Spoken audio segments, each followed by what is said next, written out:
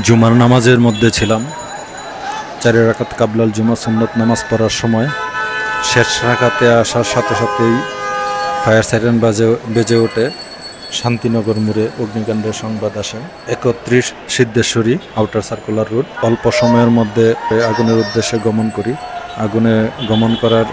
করে দেখতে পাই অনেক মানুষের জটলা এবং বহুতল একটা ভবনে অগ্নিকাণ্ড সংঘটিত হয়েছে এবং প্রচণ্ড ধোঁয়া দেখা যাচ্ছে 16 তলা ভবনের 3 তলার একটি ফ্ল্যাটে অগ্নিকাণ্ড সংঘটিত হয়েছে। উপরে আবাসিক, নিচে দোকান ছিল। ফ্ল্যাট মালিকের নাম লুৎফুর রহমান। ওনার বাসায় আগুন লাগে। আমরা দ্রুত অগ্নি নির্বাপন করার চেষ্টা করি।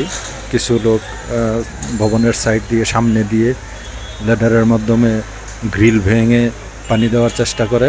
আর কিছু লোক ভবনের ভিতরে সিঁড়ি দিয়ে ভিতরে প্রবেশ করে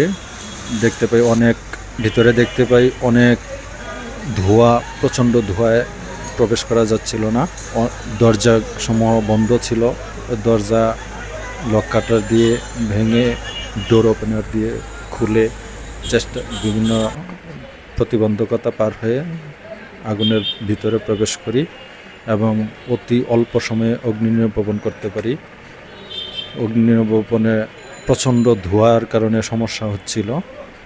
ভিতরে প্রচণ্ড ধোঁয়া আটকে ছিল, ধোঁয়া বের হওয়ার সুযোগ ছিল না। যেহেতু ভবনটি আবাসিক ছিল, যদি ফায়ার সার্ভিস সঠিক সময়ে দ্রুত অগ্নি নির্বাপন করতে না পারত তাহলে হয়তো বা বড় ধরনের দুর্ঘটনা ঘটতে পারত এবং মানুষ হতাহত হতে পারত।